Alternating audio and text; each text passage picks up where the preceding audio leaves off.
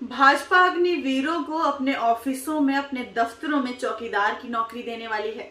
जी हाँ, बिल्कुल सही सुना आपने। जहां प्राइम मिनिस्टर मोदी जी को संजीदगी के साथ युवाओं के साथ संवाद करने की जरूरत है, वे हमेशा की तरह इस मामले में भी चुप्पी साधे हुए हैं, बरकरार रखे हुए हैं अपनी खामोशी। और इधर उनके नेता, वरिष्ठ पदाधिकारी एक से एक भड़काऊ और शर्मनाक बयान दिए जा रहे हैं। नमस्कार, मैं हूं काजल राजपूत और आप बने हुए हैं द इंडस न्यूज के साथ। नोटबंदी, कृषि कानूनों के बाद एक बार फिर मोदी सरकार ने एक बेहद अदूरदर्शी निर्णय लेकर देश की रक्षा प्रणाली और सुरक्षा व्यवस्था के साथ खिलवाड़ करते हुए भारतीय सेना की गुणवत्ता को कमजोर करने का प्रयास किया है। भारत एक युवाओं का देश है और युवाओं के मामले में हम विश्व में सबसे समृद्ध देश हैं, यानी दुनिया के किसी भी देश से ज्यादा युवा हमारे देश में हैं।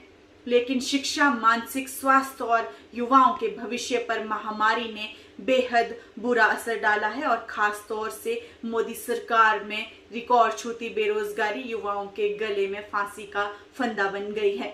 वर्तमान समय में युवाओं की सबसे बड़ी समस्या बेरोजगारी है और इस बेरोजगारी की समस्या को दूर करने के लिए जहां सार्थक प्रयास होने चाहिए, जिसका कोई भी प्रयास केंद्र सरकार ने नहीं किया और देश में बेरोजगारी और महंगाई ऐतिहासिक रिकॉर्ड को छू गई है। हमेशा की तरह मोदी सरकार ने बिना देश को विश्वास में लिए एक बार फिर अपना तानाशाही निर्णय देश पर थोपा है। उससे देश में चारों तरफ हिंसा भड़क उठी है, जो खबरों में आए दिन आप देख रहे होंगे, जिसमें कई आंदोलनकारी युवाओं ने राष्ट्रीय संपत्ति को भी नुकसान पहुंचाया है। आज हजारों युवा ऐसे हैं जिन्होंने सेना की परीक्षा पास की है, मेडिकल पास किए हैं और ग्रुप डिस्कशन भी पास कर चुके हैं, परंतु अब जबकि मात्र नियुक्ति पत्र देने का समय आया तो कह दिया गया कि ये वाली भर्ती नहीं होगी, जो भी होगा वह नई योजना के अनुसार होगा। सालों से भर्ती होने की ख्वाहिश लिए कड़ी मेहनत करने वाले सेना भर्ती के लगभग सभी पैरामीटर पास कर लिए युवाओं को अब अंतिम समय में 2022 में अग्निवीर का नया फंडा उन्हें पकड़ा दिया। तो अब भारत देश के नागरिक हमें बताएं कि ऐसे हजारों युवाओं के मन पर क्या बीत रही होगी।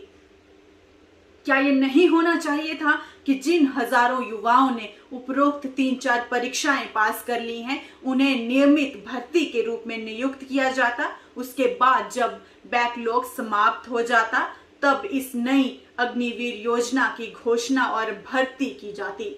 इसके अलावा अपनी सर्विस पूरी होने के बाद अग्निवीरों के लिए सरकारी रोजगार के लिए कोई पक्की नीति बनाई जाती, क्योंकि ये जरूरी नहीं कि जिन युवाओं ने पहले उपरोक्त 4 चरण पार कर लिए हों उन्हें ही इस योजना के अनुसार चुना जाएगा, क्योंकि इस योजना में कई नए एस्पिरेंट्स आएंगे। यदि सरकार ने सब कुछ जांचने के बावजूद समय पर सेना में इन युवाओं की नियुक्ति पत्र नहीं जारी किए तो इसमें इन युवाओं का क्या दोष।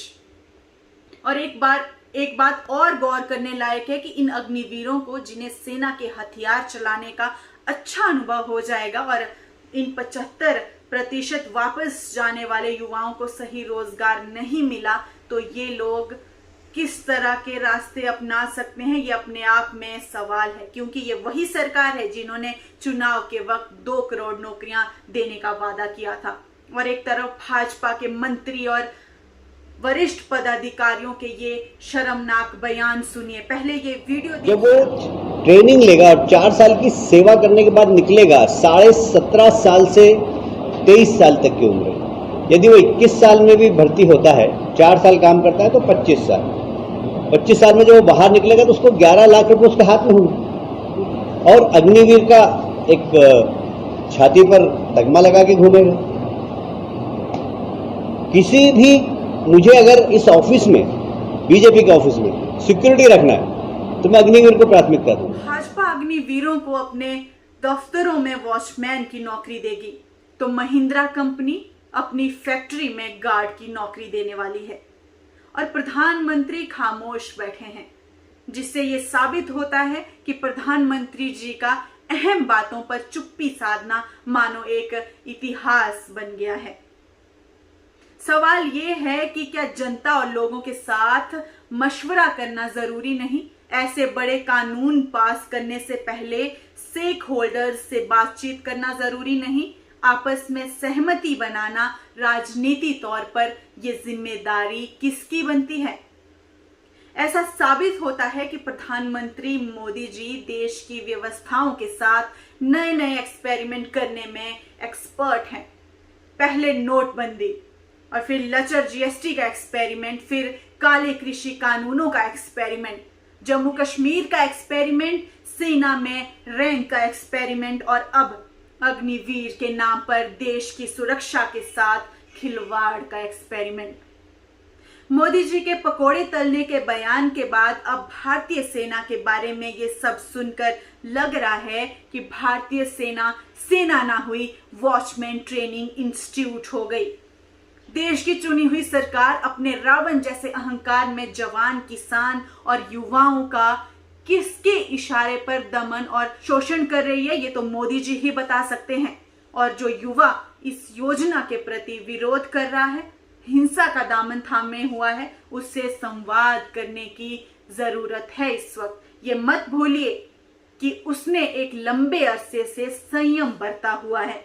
ये सरकार को नहीं भूलना चाहिए और देश के युवाओं को संयम से काम लेने की जरूरत है। उन्हें ये पता होना चाहिए कि रेल ही नहीं, हर सरकारी संपत्ति इस राष्ट्र और आपकी संपत्ति है।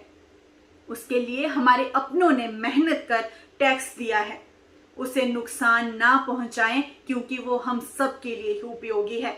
सरकारें तो आती जाती रहती हैं लेकिन राष्ट्र सदा अटल है। उसका नुकसान हमारा निजी नुकसान है और असहमति और विरोध जताने के लिए शांतिपूर्ण तरीके भी अपनाए जा सकते हैं।